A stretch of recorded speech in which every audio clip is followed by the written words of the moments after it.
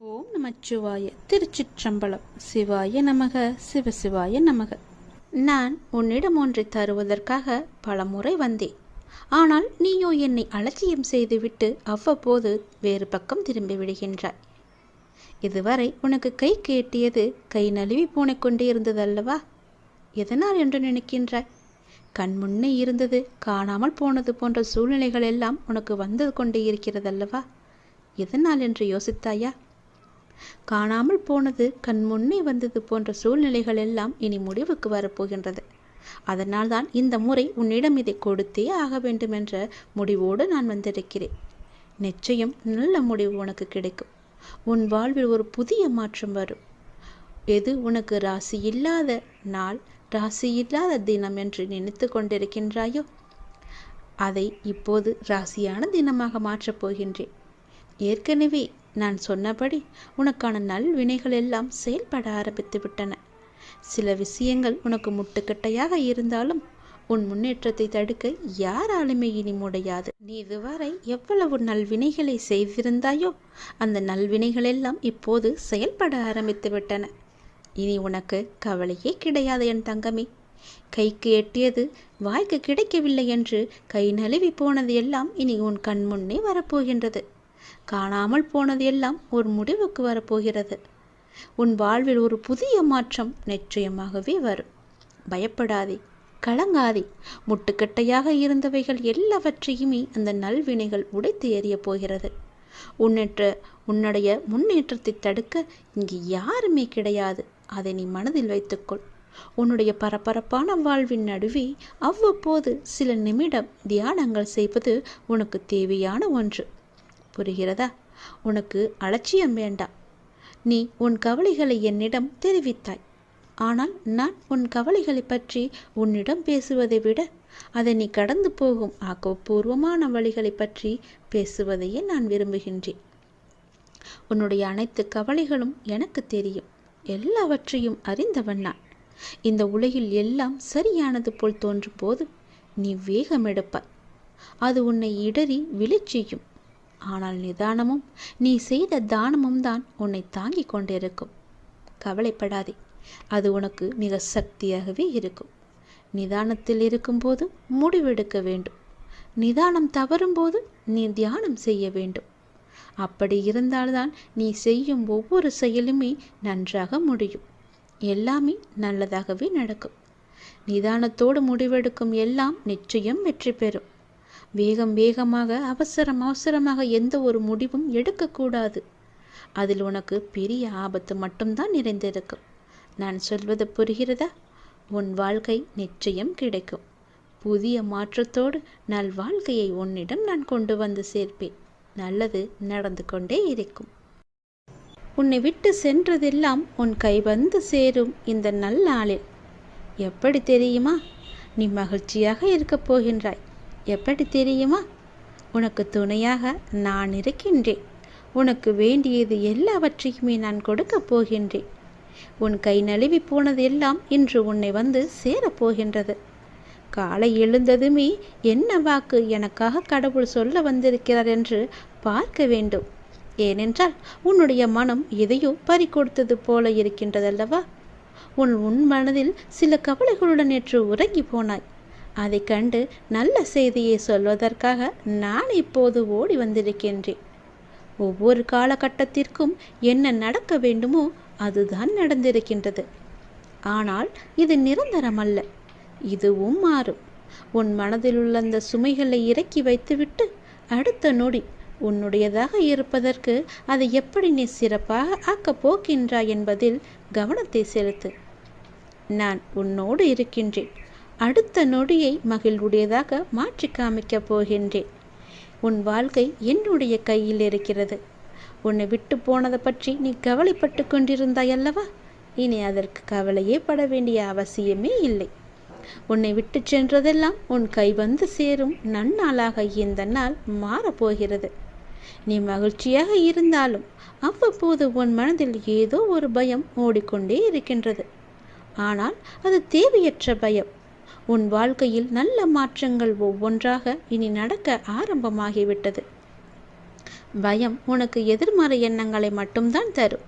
அந்த பயத்தை நீ தூக்கி எறிந்து விட்டால், உன் மனதில் நல்லதை மட்டுமே நினைத்து கொண்டிருந்தால், நேர்மறை வந்து குடி வந்துவிடும். உன்னுடைய மனதில் நேர்மறை வந்துவிட்டால் அந்த இடத்தில் எதிர்மறைக்கு என்ன வேலை?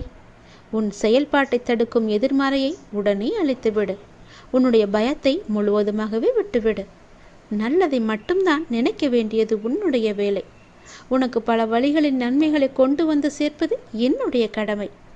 உன் வாழ்க்கை நிச்சயம் மாறும். நீ வாழ்வை எப்போதும் குறை சொல்லாமல் நீ ஏற்றுக்கொள்ள வேண்டும். வினையை எப்போது நீ புரிந்து கொண்டாயோ அப்போதே உன்னுடைய வாழ்வில் பல மாறுதல்கள் நடக்க ஆரம்பித்து விட்டன. நீ விரும்பியபடி நடந்தால்தான் மகிழ்ச்சி இருக்கும் என்று நினைத்தாய். ஆனால் இப்போது உனக்கு அமைந்த வாழ்விலேயே நீ அனைத்து மகிழ்ச்சிகளையும் காணப்போகின்றாய். இடமாற்றம், வேலை மாற்றம் என நீ எதிர்பார்த்த பல மாற்றங்கள் நிகழப்போகிறது. நீண்ட நாட்களாக நீ கேட்ட ஒரு வேண்டுதலும் இந்த மாதத்தில் நிச்சயம் நிறைவேறும். நீ மகிழ்ச்சியாகவே இரு. உன் கைகூடி வரப்போகிறது உன்னுடைய ஆசைப்பட்ட வாழ்க்கை. அதை ஏற்றுக்கொண்டால் நல்லது உன் வாழ்வில் நடந்து கொண்டே இருக்கும். விதி என்று நீ எதையும் லேசாக விட்டுவிடக்கூடாது. இறைவனிடம் தொடர்ந்து நீ வேண்டிக் கொண்டே இரு. விதிக்கும் விதி விலக்கு என்று ஒன்று இருக்கிறது. அது இறைவனிடம் மட்டுமே இருக்கின்றது. இறைவனின் திருவடி பட்டதுமே உன்னுடைய தலையெழுத்து நிச்சயம் மாறும். இறைவனின் திருவடியை நீ விட்டு விடாதே. விதியையும் முறியடிக்கும் வல்லமை இறைவனின் திருவடிக்கு உண்டு. அதனால் அப்பா உனக்கு சொல்வது, செய்வது, நடப்பது, நடத்துவது என எல்லாமே உன்னுடைய நன்மைக்காக மட்டும்தான் என்பதை நீ மறந்து விடாதே. உன்னுடைய சில முயற்சிகள் கைகூடாமல் போனதற்கு கூட காரணம் நீ விதிதான் என்று எண்ணிக்கொண்டிருக்கின்றாய். அது தவறு. நீ உன் முயற்சியிலிருந்து பின்வாங்கிவிட்டாய். சிறிது தயக்கம் காட்டிவிட்டாய். அதனால்தான் முயற்சியிலிருந்து பின்வாங்காதே. எல்லா அனுபவ பாடங்களையும் கற்று நீ ஒரு பெரிய குறிக்கோளை மிக எளிதில் நிச்சயம் அடைவாய். நீ என்னுடைய திருப்பாதங்களை பற்றிக்கொள்.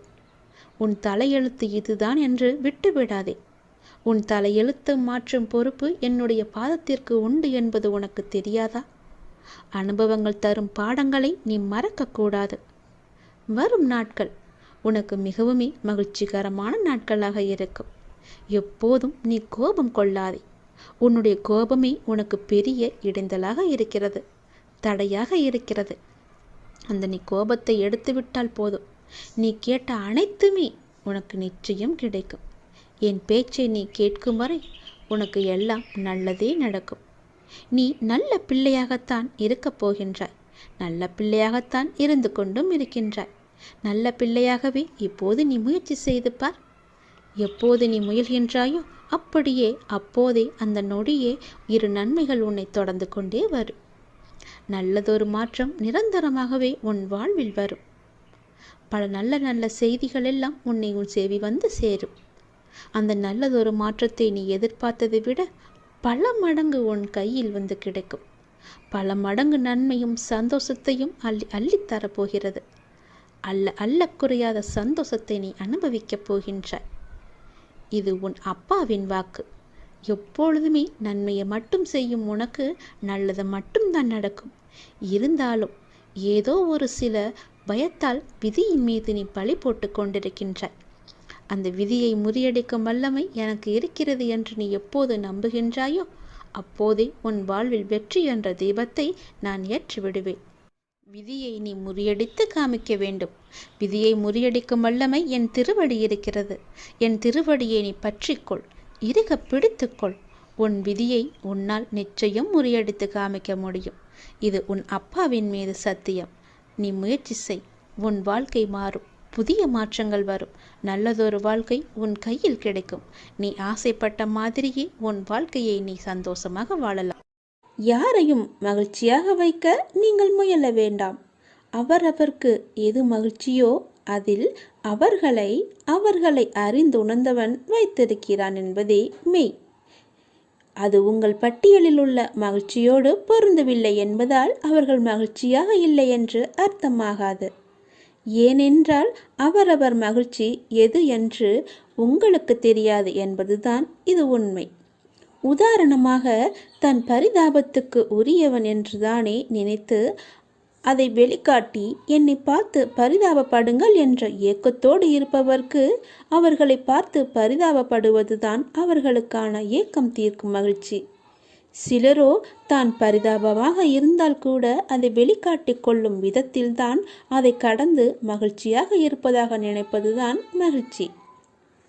எதிலும் குறை கண்டுபிடிப்பதில் திறமையாக இருப்பவர்களுக்கு ஏதாவது ஒரு குறை இருந்தால்தான் மகிழ்ச்சி. தனக்கு குறையே இல்லை என்றாலும் கூட நாடகத்தில் சினிமாவில் வரும் குறையை எண்ணி புலம்பி அந்த புலம்பலை ஏற்றுக்கொள்பவர்கள் இருந்தால் அதுவும் மகிழ்ச்சி. இப்போது கஷ்டம் இல்லாவிட்டாலும் இறந்த காலத்தில் கடந்த கஷ்டங்களை நினைத்து வருத்தப்படுவது அவரவர்களுக்கு ஓர் மகிழ்ச்சி. வருமா நடக்குமா என்று தெரியாத ஒன்றை குறித்தே சிந்தித்து இப்போது இருக்கும் நிம்மதியை கெடுத்து கொள்வதில் சிலருக்கு மகிழ்ச்சி. என்னதான் தன்னிடம் எல்லாமே இருந்தாலும் இல்லை என்று சொல்லவும் காட்டவுமே சிலருக்கு மகிழ்ச்சி. இப்படி உங்கள் பார்வைக்கு மகிழ்ச்சி இல்லாதது போல தெரிந்தாலும் அப்படி இருப்பதுதான் அவர்களுக்கு மகிழ்ச்சி என்பதை உணர்ந்து அறிந்தவன் அவர்களை அவர்கள் விருப்பம் போல வைத்திருக்கிறான். அதிலிருந்து அவர்களே விழிப்புணர்வு பெற்று வெளிவந்தால்தான் உண்டு. இவற்றை எல்லாம் கடந்து நீங்கள் என்னதான் உங்களின் மகிழ்ச்சியை இழந்து இழுத்து வந்தாலும் அவர்கள் அப்படி இருந்ததில் அடைந்த நிறைவான மகிழ்ச்சியை உங்களால் தர முடியாது. எனவே உங்கள் மகிழ்ச்சியில் நீங்கள் பூரணமாக இருங்கள். உங்கள் மகிழ்ச்சியின் தன்மை பிறரை கவனிக்க வைக்கும். எப்படி இப்படி இருக்கிறாய் என்று கேட்க வைக்கும். நீங்கள் எப்படி எதை எடுத்துக்கொண்டு மகிழ்ச்சியாக இருக்கிறீர்கள் என்று சொல்லுங்கள். அது அவர்கள் வாழும் விதத்தை கவனிக்க வைக்கும், மாற்றும். இதை கடந்து நீங்கள் என்ன செய்தாலும் அவர்களுக்கான மகிழ்ச்சியை உங்களால் கொடுக்க முடியாது. அப்படி ஏதாவது செய்கிறேன் என்றால் உங்கள் மகிழ்ச்சியை இழப்பது உங்கள் மகிழ்ச்சியாக மாறும். இதை ஏற்றுக்கொள்வது கொஞ்சம் கடினம்தான். ஆனால் யதார்த்தம் எப்போதும் ஏற்றுக்கொள்ள கடினமாகத்தான் தெரியும். ஏற்றுக்கொண்டால் இதுவே இயல்பு, இதுவே வாழ்க்கை என்று தித்திக்கும். எல்லாவற்றையும் நாம் மகிழ்ச்சியாக ஏற்றுக்கொண்டு சந்தோஷமாகவே வாழ்வோம். எப்போதும் நம்மை நாம் மகிழ்ச்சியாக வைத்து. உன் கண்ணில் வடியும் கண்ணீரை துடைக்கவே நானே வந்து கொண்டிருக்கிறேன். நானே உனக்கு துணையாக இருந்து நான் உன்னை நல்ல வழியில் அழைத்துச் செல்வேன். உன்னை கண்டு எல்லோரும் வியக்கும் வண்ணம் நானே உன்னை ஏற்றுகிறேன். கவலைப்படாதே, உன் கண்ணீரை துடைக்க நானே வருகிறேன். உன் கண்ணீரை நீ வீணாக்காத தங்கமே.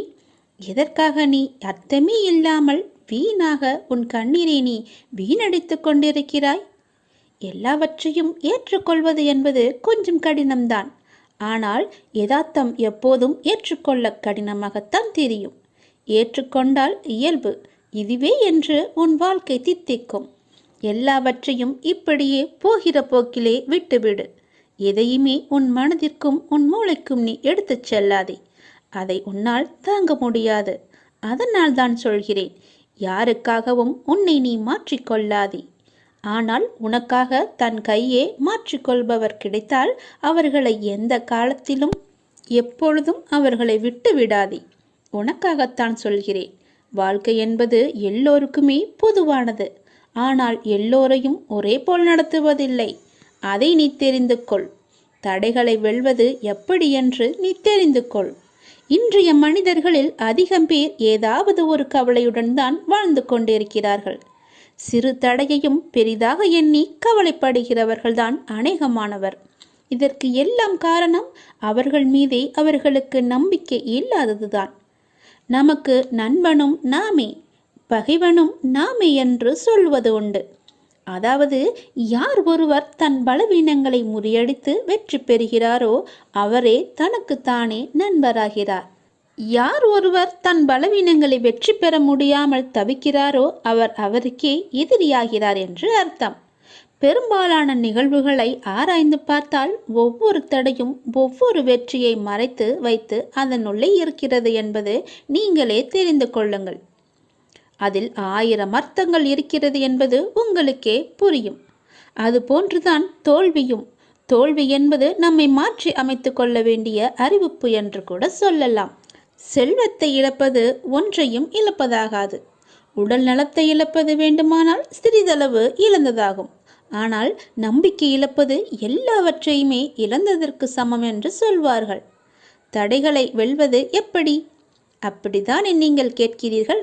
இதை நமக்கு எறும்புகள் கற்றுத் தருகின்றன. நன்றாக ஆராய்ந்து பார்த்தால் உங்களுக்கே அது தெரிய வரும்.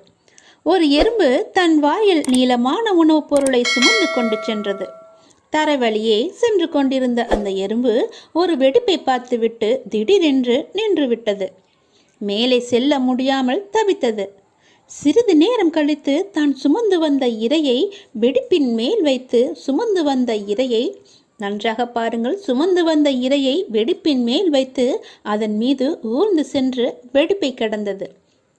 பின்பு அந்த இரையை கவ்விக்கொண்டு சென்றது அந்த எறும்பு. எறும்பின் அறிவு வியப்பை அளிப்பதாக உள்ளது என எழுதியிருந்தார் ஒரு ஆராய்ச்சியாளர். துன்பம் ஏற்பட்டால் அத்துன்பத்தையே பாலமாக வைத்து நாம் முன்னேற வேண்டும் என்பதுதான் இந்த எறும்பிடமிருந்து நாம் கற்றுக்கொள்ள வேண்டியது. ஒரு மிகச்சிறிய உயிரான எறும்பின் தன்னம்பிக்கை நமக்கு இருந்தால் கூட போதும். எந்த தடையையும் வெல்ல முடியும். கவலையும் காணாமல் போய்விடும். எத்தனை தடைகள் குறுக்கிட்டாலும் உள்ளத்தில் நம்பிக்கை மட்டும் இருந்துவிட்டால் உங்களின் வெற்றியை யாராலுமே தடுக்க முடியாது. எவ்வேற்பட்டவர் வந்தாலும் தடுக்க முடியாது. எத்தனை சூழ்ச்சிகள் செய்தாலும் தடுக்க முடியாது. தன்னம்பிக்கையை கொள்ளுங்கள். தடைகளை எல்லாம் கடந்து நீங்கள் வெற்றியை சுவைப்பீர்கள். பொறுமையை விட மேலான தவமும் இல்லை. திருப்தியை விட மேலான இன்பமும் இல்லை. இரக்கத்தை விட உயர்ந்த ஒரு அறமும் இல்லை. மன்னித்தலை விட ஆற்றல் மிக்க ஒரு ஆயுதமும் இல்லை. தோல்விகள் பல சூழ்ந்தாலும் இருளை விளக்கும் கதிரவன் போல அதனை நீக்கி அடுத்தடுத்த வெற்றி படிகளில் காலெடுத்து வையுங்கள். முடியும் வரை அல்ல, உங்கள் இலக்கினை நீங்கள் எப்போது அடையும் வரையோ அதுவரை நீங்கள் முயற்சித்து கொண்டே இருங்கள். உங்கள் வாழ்வில் நிச்சயமாகவே விடியல் விடியும். அந்த விடியல் விடியும் வரை முயற்சித்து கொண்டே இருங்கள். அது வெகு நாட்கள் இல்லை, கூடிய விரைவிலேயே அது உங்களுக்கு கிடைக்கும்.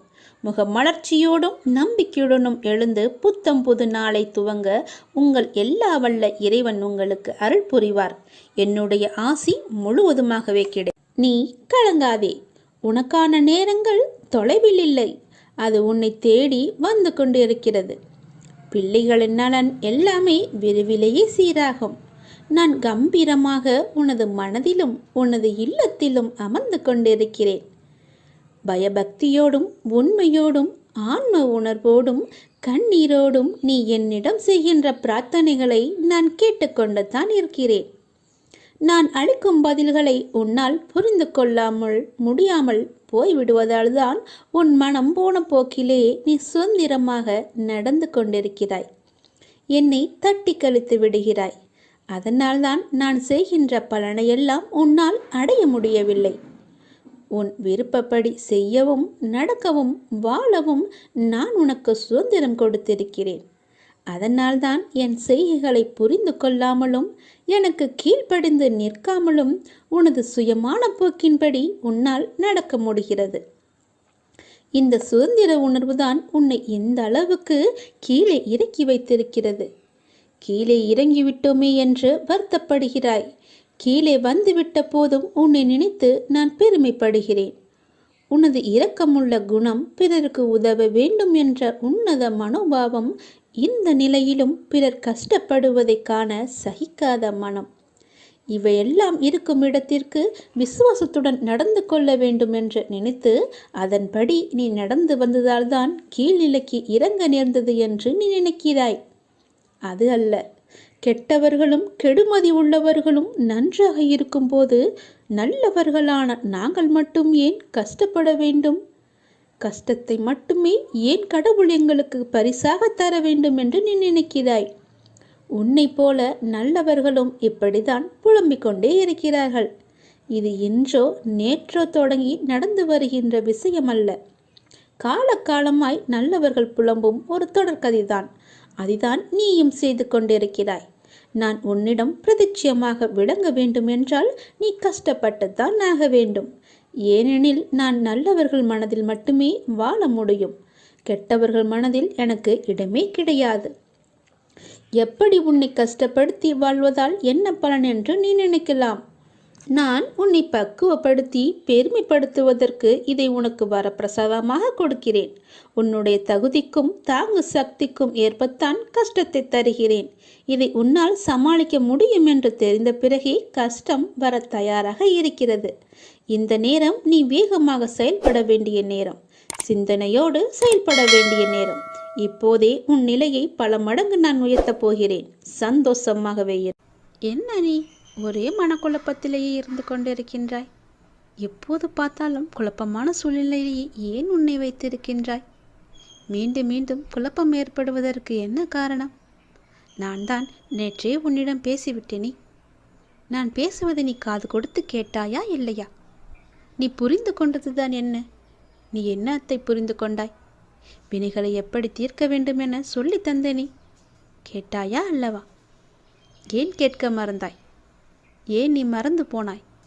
அது போன்ற ஒன்றை செய்ய முயன்று ஏன் வருத்தப்பட்டு கொண்டிருக்கின்றாய்? நான் வேண்டாம் என்றும் சொல்லியும் ஏன் அதையே நினைத்து கொண்டிருக்கின்றாய்? உன் அப்பா பேச்சை நீ கேட்க மாட்டேன் என்ற முடிவிலேயே இருக்கின்றாயா?